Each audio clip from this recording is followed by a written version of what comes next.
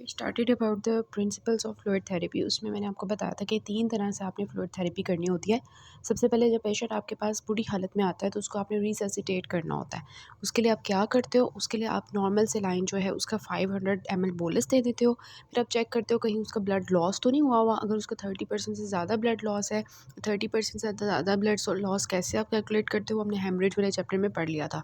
तो साथ ही आप उसको क्या लगा दोगे, उसको ब्लड लगा दोगे।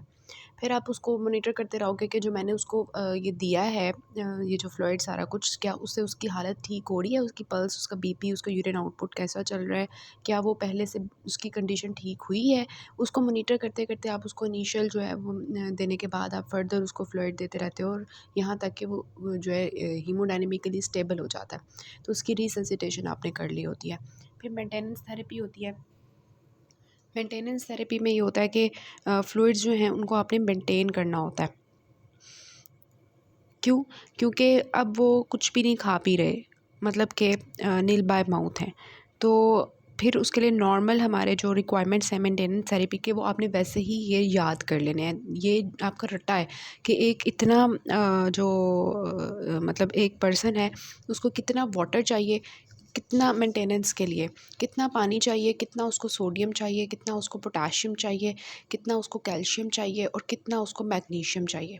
ये सारा आपका कैलकुलेटेड होता है पहले से। आपने उसके अंदर बस अपना वो जो केजी का होता है ना, वो फिट करना होता है। हर पर्सन का अलग वेट होता है उसके मुताबिक, ठीक है।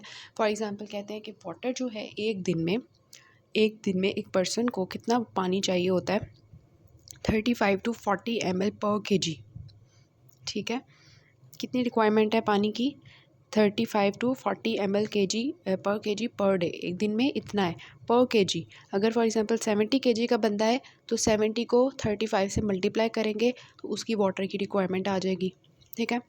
तो एक एवरेज जो एडल्ट होता है उसको 1.5 लीटर पानी चाहिए होता है एक दिन में। वो इससे कैलकुलेट हो जाता है केजी पुट करके। फिर मेंटेनेंस थेरेपी में जो हमारी दूसरी चीज़ आती है वो हमारा सोडियम है। तो सोडियम कितना चाहिए होता है एक बंदे को एक दिन के अंदर, 1 to 2 मिलीमोल्स पर केजी पर डे, या मिलीमोल्स में अगर हम करें तो 70 to 150 मिलीमोल्स चाहिए होता है। पोटाशियम भी इतना ही होता है, 0.6 to 1 मिलीमोल्स पर केजी पर डे। आपने अगर भूल गया आपको, तो आपने सोडियम और पोटाशियम के लिए 1 याद कर लेना है। लेकिन अगर मिली मोल्स में है तो फिर आप 70 to 150 फॉर द सोडियम है, और 50 मिली moles per day for the potassium per KG के लिहाज से है ये, ठीक है।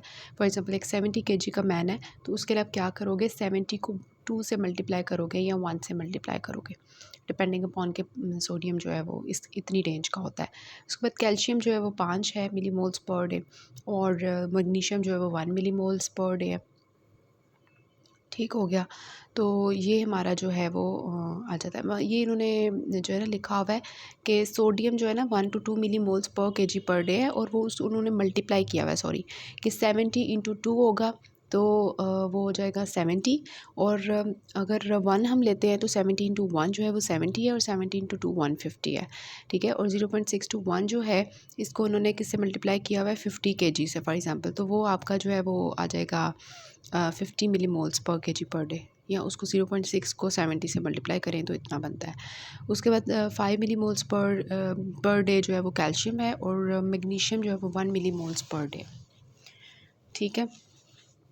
अब जो बच्चे होते हैं उनको पानी की ज़्यादा ज़रूरत होती है, तो बच्चों की जो है वो उन्होंने अलग से लिखा हुआ है। ये वाला बहुत इंपॉर्टेंट टेबल है, देखें कि वाटर बैलेंस, कि पानी का हमारे अंदर डेली इनटेक कैसे होता है और आउटपुट कितना होता है।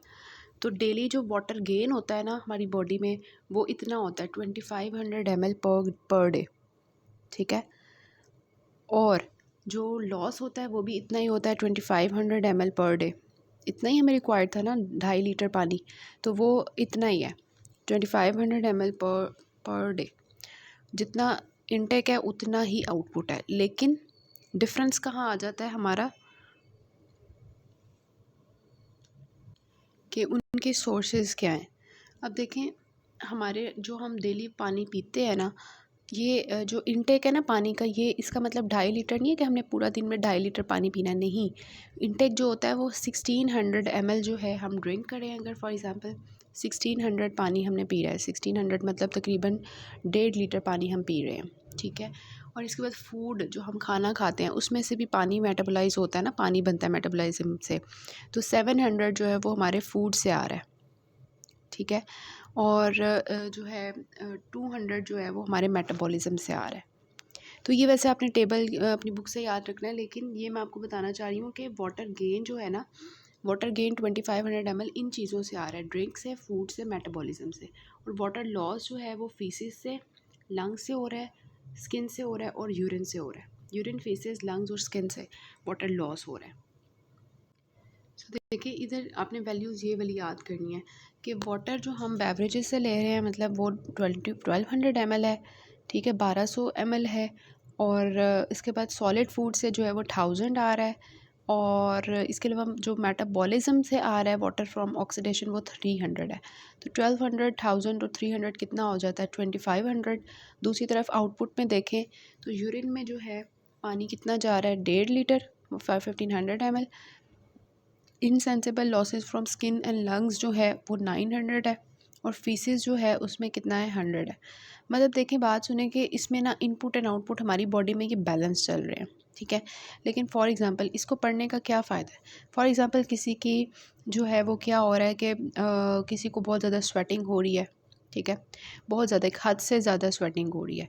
या किसी का क्या हो गया है कि जो है मतलब यूरिन आउटपुट लो हो गया है, तो उसका ये बैलेंस ख़राब हो जाएगा। फिर उस बैलेंस को करेक्ट करने के लिए हमने क्या करना है, हमने उसकी फ्लूइड थेरेपी करनी है। तो वो मेंटेनेंस थेरेपी इस चीज़ में आ जाएगी। अब मेंटेनेंस थेरेपी में जो है वो इसके अलावा होगा, मतलब कि उसको जो हमने ये वाली लॉसेस उसके चल रहे हैं उसके अलावा जो ऊपर वाला होगा ना, ऊपर वाला जो लॉस चल रहा होगा उसको हमने फ़िल करना होगा, उस गैप को फ़िल करना होगा। अब कौन से फैक्टर्स होते हैं जो हमारी मेंटेनेंस रिक्वायरमेंट को जो है वो करते हैं, ठीक है। ऑब्वियसली किसी की स्वेटिंग बहुत ज़्यादा, एक हद से ज़्यादा हो गई है। पहले फॉर एग्जांपल उसका इतना स्वेट आ रहा था, ठीक है, 500 ml उसका स्वेटिंग में पानी लॉस हो रहा था।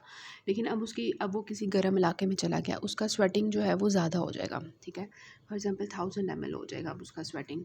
तो आपने उसको कितना पानी देना है मज़ीद उसका फ्लूइड बैलेंस मेंटेन करने के लिए। आप उसको 1000 ml दोगे? नहीं, आप उसका उतना दोगे जो उसका एक्स्ट्रा उसके अंदर लॉस हो रहा है, ठीक है, समझ आ रही है ना। मतलब ये वाला जो 500 ml है आपने ये देना है। आपका फ्लूइड जो है वो ऐसा होना चाहिए जिसमें 500 ml पानी हो, ऐसा नहीं होना चाहिए जो कि 1000 हो, ठीक है। क्योंकि आपने उसके डेफिसिट को पूरा करना है, जो उसको पूरा करोगे तो मेंटेन हो जाएगा।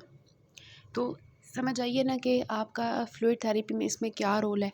इसी तरह बर्न्स के पेशेंट में इतना ज़्यादा फ्लूइड लॉस हो गया है, तो आपने वो जो फ्लूइड लॉस हुआ है उसको आपने फुलफ़िल करना है। टेकिपनी आप बहुत ज़्यादा तेज़ तेज़ सांस ले रहा होगा तो लंग्स के थ्रू वाटर लॉस और ज़्यादा होगा। इसी तरह फ़ीवर है, तो फ़ीवर में क्या होता है कि उसमें भी जो है बुखार में भी वाटर जो है उसकी इंटेक जो है वो ज़्यादा होनी चाहिए, ठीक है। तो ये सारे हैं जो कि इनटेक ऑफ वाटर जो है उसको मज़ीद बढ़ाते हैं कि अब हमें और पानी चाहिए। डिक्रीज वाटर इनटेक कब होगा, जब रीनल फेलियर है, किडनी काम नहीं कर रही, यूरिन प्रोड्यूस नहीं कर रही, जिसकी वजह से हमें क्या चाहिए कि पानी बॉडी में जमा हो रहा है। तो अब हमने पानी का इनटेक क्या करनी है, कम करनी है। इसी तरह यूज़ ऑफ ह्यूमिडिफाइड एयर है, तो इसमें भी पानी की इनटेक जो है वो कम होनी चाहिए, क्योंकि ऑलरेडी एयर जो है ह्यूमिडिफाई होकर पानी को ऐड कर रही है, इनपुट ज़्यादा कर रही है। हाइपोथायराइडिज्म में भी क्या होता है, वाटर की इनटेक जो है वो कम चाहिए होती है, क्योंकि मेटाबॉलिज्म जो होता है वो स्लो डाउन हुआ होता है। तो ये हमारी मेंटेनेंस थेरेपी की आपको समझ आइए कि हमने मेंटेनेंस थेरेपी किस तरह से करनी है। वाटर एक दिन में कितना चाहिए, सोडियम कितना चाहिए, पोटाशियम कितना चाहिए, कैल्शियम कितना चाहिए, मैग्नीशियम कितना चाहिए। आपने 1 फॉर सोडियम और पोटाशियम याद रखना है, कैल्शियम इतना इंपॉर्टेंट नहीं है, मैग्नीशियम इतना इंपॉर्टेंट नहीं है। वाटर की वैल्यू याद रखनी है 35 to 40, ठीक है, पर kg पर डे। और उसके बाद आपने जो है वो टेबल याद कर लेके इनपुट आउटपुट इतना है और पानी की ज़्यादती आपको कब चाहिए और कमी कब चाहिए। उसके बाद रिप्लेसमेंट थेरेपी, ठीक है। अब ये जो रिप्लेसमेंट थेरेपी होती है ना, इसमें क्या होता है, वो जो हमने ऊपर मेंटेनेंस थेरेपी की है ना, वो डेली आपने मेंटेनेंस भी करनी है कि ये इतना किलो का बंदा है, इसकी रोज़ाना की इतनी मेंटेनेंस हमने रखनी है कि इनपुट आउटपुट इक्वल रहे, जो हमने ऊपर देखा है। इसके अलावा जो ऑनगोइंग क्लोसिस उसके चल रहे हैं, फॉर एग्जांपल उस पर्सन को डायरिया है, या उस पर्सन को जो है उसको हमने ड्रेन लगाई हुई है जिसमें से उसका लॉस हो रहा है, या उसकी नेज़ोगैस्ट्रिक एस्पिरेशन कर रहे हैं हम फ्लूइड्स की, या उसको जीआईटी का फिस्टुला है जिसमें से आपको पता है कि वो आयंस लॉस हो रहे होते हैं, ठीक है। तो इन सब केसेस में क्या है, ऑनगोइंग लॉसेस चल रहे हैं, ऑनगोइंग लॉसेस प्लस जो ऊपर मेंटेनेंस थेरेपी है, इन दोनों को मिला के हम कहते हैं रिप्लेसमेंट थेरेपी, ठीक है। तो हमें क्या पता होना चाहिए रिप्लेसमेंट थेरेपी में, वी शुड नाउ अबाउट कि जो मैं फ्लूइड देने लगा हूँ उसकी कॉम्पोजिशन क्या है और जो लॉस हो रहा है वो क्या है। जो लॉस होगा आप उसी को रिप्लेस करोगे, ठीक है। कि जो फ्लूइड आपका लॉस हो रहा है, फॉर एग्जांपल नेज़ोगैस्ट्रिक एस्पिरेशन में जो फ्लूइड लॉस होगा वो डायरिया से डिफरेंट होगा। डायरिया में जो इलेक्ट्रोलाइट्स लॉस हो रहे होंगे वो नेज़ोगैस्ट्रिक एस्पिरेशन से डिफरेंट होंगे।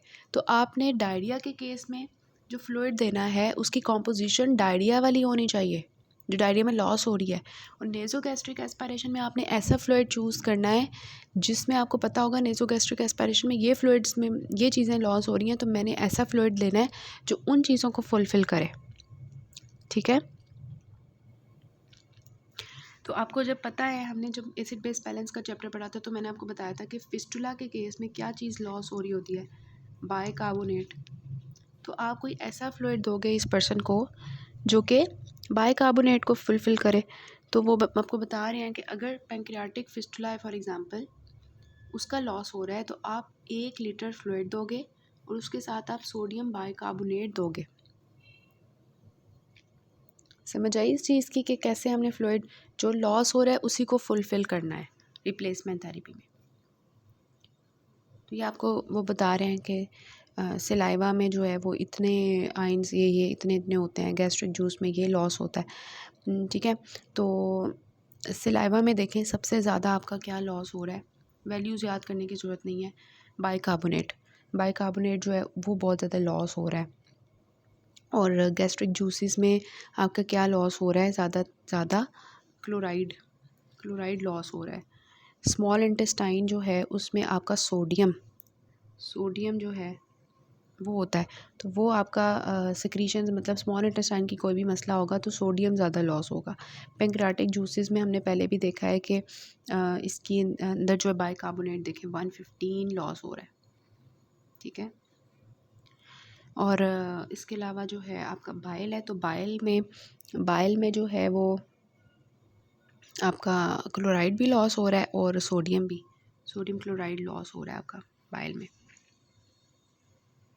ठीक है। तो डायरिया में आपका क्या लॉस हो रहा है, देखिए सोडियम क्लोराइड, और स्वेट में भी तकरीबन सोडियम क्लोराइड, ठीक है। तो मतलब ये चीज़ें होती हैं, तो इन चीज़ों को आपने फुलफ़िल करना होता है। तो आपको पूछ रहे हैं कि विच फ्लूइड, एक 60 kg का मैन है तो उसका मेंटेनेंस फ्लूइड जो है वो कितना होना चाहिए, 2.5। 60 को 35 से मल्टीप्लाई करें तो जो आएगा वो आपका मेंटेनेंस फ्लूइड होगा। और कितना उसको जो है वो सोडियम चाहिए होगा, 60 को आप मल्टीप्लाई कर लें 2 से, ठीक है। तो 120 ml फॉर एग्ज़ाम्पल मिलीमोल्स पर सोडियम चाहिए, और 60 को आप जो है वो 1 से मल्टीप्लाई कर लें तो 16 to 160 millimoles of potassium per day चाहिए, ठीक है। तो इस तरह से आपने कोई ऐसा फ्लूइड कॉम्पोजिशन जो है वो चूज़ करना है जो इस बंदे की वो जो 2.5 लीटर पानी दे दे, उसको इतना सोडियम दे दे, इतना पोटेशियम दे दे। तो ऐसा आपको जो है ना फ्लूइड आना चाहिए जिसके अंदर सोडियम है, पोटेशियम है और पानी है, ठीक है।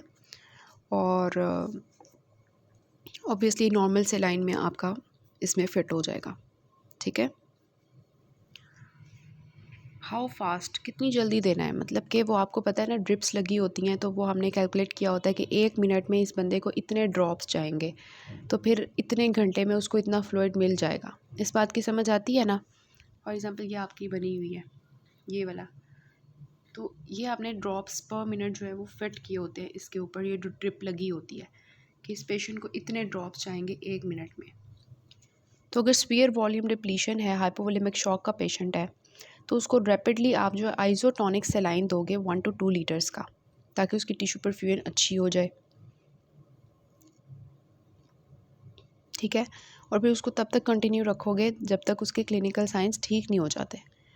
इसके अलावा क्या है, ऑल्टरनेटिवली अगर हम 500 ml कोलाइड दे देते हैं फॉलोड बाय क्रिस्टलॉइड्स, वो भी दे सकते हैं कि अभी पेशेंट जो है वो शॉक में आया हुआ है। मैंने पहले भी आपको बताया था शॉक में क्रिस्टलॉइड्स का बहुत अच्छा रोल होता है, अनलेस एंड अनटिल क्या है उसको बर्न्स नहीं है, उसकी कैपिलरी इंटेग्रिटी ख़राब नहीं है।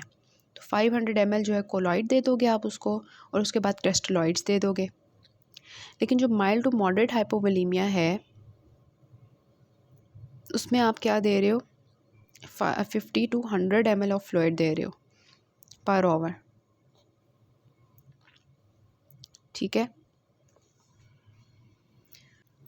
तो कितने फास्ट देना है वो डिपेंड करता है कि आपका पेशेंट किस हालत में, अगर सीवियर शॉक में है तो उसको आप जल्दी जल्दी जो है 1 से 2 लीटर दे देते हो आइसोटोनिक सलाइन होना चाहिए।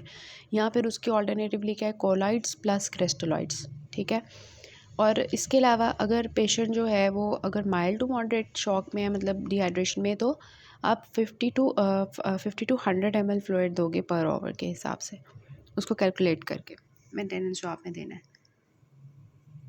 तो आपका किस तरह से जो है ये कैलकुलेट होता है, तो उसके लिए ये है कि ना बहुत फास्ट होना चाहिए ना बहुत स्लो होना चाहिए। उसको आप जो मेजर करते हो वो ml पर आवर करते हो या फिर लीटर पर आवर करते हो या ड्रॉप्स पर मिनट। ज़्यादातर हम ड्रॉप्स पर मिनट, ब्यूरेट होता है जिसमें नीडल होती है, प्लास्टिक ड्रॉपर होता है जिसमें ड्रॉप्स पर ड्रॉप फैक्टर होता है, तो वो अभी इसको कैसे कैलकुलेट करना है वो आगे बताती हूँ। So this is your formula for the drops पर मिनट। टोटल वॉल्यूम ये आपको याद होना चाहिए, पक्का पक्का, बहुत इंपॉर्टेंट है। कैलकुलेशन ऑफ ड्रॉप्स पर minute, total volume in ml over time in minutes into drop factor over 1, ठीक है। ये आपने फॉर्मूला याद कर लेना है। वॉल्यूम आपने कितना टोटल उसको पानी देना है, ठीक है। तो फॉर एग्ज़ाम्पल आपने उसको देना है 1 लीटर पानी, ठीक है। आप चाहते हो कि मैं इसको 1 लीटर पानी दूँ, 1 लीटर आपने फ्लूइड देना है, सॉरी, ठीक है। तो 1 लीटर कितने ml होता है, 1000 ml, तो टोटल वॉल्यूम क्या हो गया 1000। कितने टाइम में देना है आपने, या आप चाह रहे हो कि मैं इसको 2 घंटे के अंदर जो है ना 1 लीटर पानी देना चाह रहा हूँ, तो 2 घंटे कितने मिनट्स होते हैं, 160 मिनट्स, सॉरी 120 मिनट्स, ठीक है। और फिर क्या है ड्रॉप फैक्टर जो होता है ना, ये हमारा जो एक नॉर्मल सेट हुआ होता है ड्रॉप सेट, ठीक है। रेगुलर जो सेट हमारा यूज़ होता है वो 15 होता है, तो वो आपने याद कर लेना है 15, ठीक है। ये आपने 15 याद कर लेना है ओवर 1। तो इसको आप कैलकुलेट करो क्या बनता है, ये बन जाता है 120, ठीक है।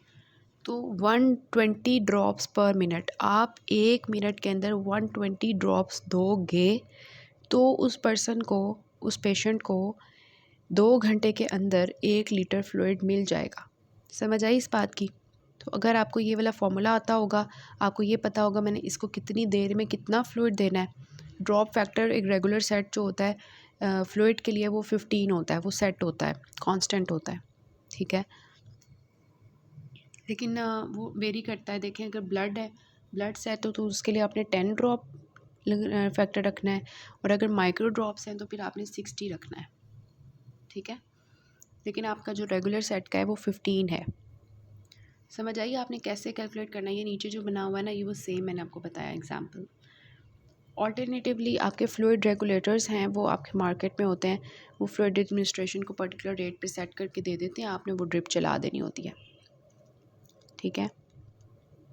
एक जो है वो ड्रिप सेट के साथ एंड लगा होता है, दूसरा आईवी लाइन में घुसा होता है, उसमें कैलिब्रेशंस होती हैं जैसे मैंने आपको नीचे पिक्चर दिखाई है, और वो आपका एडजस्ट करके आपको दे देता है। मतलब आपने 1 घंटे में अगर फॉर एग्जांपल उसको 110 ml देना है तो ड्रॉप सेट आपको करके वो ड्रॉप सेट करके वो आपको दे देते हैं, आपने वो जस्ट पेशेंट को चला देनी होती है ड्रिप। ऑब्वियसली ये डॉक्टर वाला काम नहीं होता, ये आप ऑब्वियसली पहले होता है, आपने जस्ट ड्रिप लगानी होती है, वो पहले से सेट होता है उसका। मॉनिटरिंग कैसे करेंगे फ्लूइड थेरेपी की, आपका यूक्यू है, आपको खुद पता है ना, वाइटल्स से हार्ट रेट, ब्लड प्रेशर और जो है मतलब हार्ट रेट मतलब पल्स ले लेंगे आप, उसका बीपी ले लेंगे, फिर आपको यूरिन आउटपुट चेक करते रहेंगे, कैपिलरी रीफिल चेक करते रहेंगे, उसका डेली वेट है जो बहुत इंपॉर्टेंट है कि आपने डेली वेट उसका चेक करना है। उसके बाद जूगुलर वीनस पल्स आपने चेक करनी होती है, ठीक है। और इसके अलावा पीडल या सैक्रल एडिमा, ये जो तीनों चीज़ें ना, daily weight, jugular venous pulse और पीडल एडिमा, ये मोस्टली हार्ट फेलियर के पेशेंट्स में आपने इन तीन चीज़ों से मॉनिटरिंग करनी होती है फ्लूइड थेरेपी की, कहीं उसको हार्ट फेलियर तो नहीं हो रहा। इन चीज़ों को आपने इसलिए चेक करना होता है कि मैं जो फ्लूइड थेरेपी दे रहा हूँ उसका ओवरलोड तो नहीं हो गया, जिसकी वजह से एडिमा या जूगुलर वीनस पल्स ज़्यादा हो रही है या डेली वेट, ठीक है। उसके बाद स्किन टर्गड़ आपने ओवर द क्लेविकल चेक करना होता है, आपने क्रेप्ट्स देखने होते हैं चेस्ट के ऑस्कल्टेशन, कहीं फ्लूइड ओवरलोड की जैसे पल्मनरी एडिमा तो नहीं हो रहा इस वजह। इसके अलावा आपने जो है लैक्टेट लेवल चेक करना होता है। ये क्यों चेक करना होता है? क्योंकि हार्टमैन्स और रिंगर लैक्टेट में क्या होता है, बाइकार्बोनेट होता है जो लैक्टेट में कन्वर्ट होता है, और लैक्टेट जो होता है इसके लेवल को आपने मॉनिटर करना होता है। फिर आपने बेस एक्सेस को चेक करना होता है, ठीक है, कि आपकी जो बेस है वो उसका क्या लेवल चल रहा है। तो ये सारी मतलब ABGs आपकी आ जाती हैं, ठीक है। Heart rate, blood pressure, urine output, capillary refill, daily weight, jugular venous pulse, pedal और sacral oedema, skin turgor over clavicle, chest auscultation for crepts and lactate level and base excess. अब next part से हम जो है वो इसकी examples करते हैं।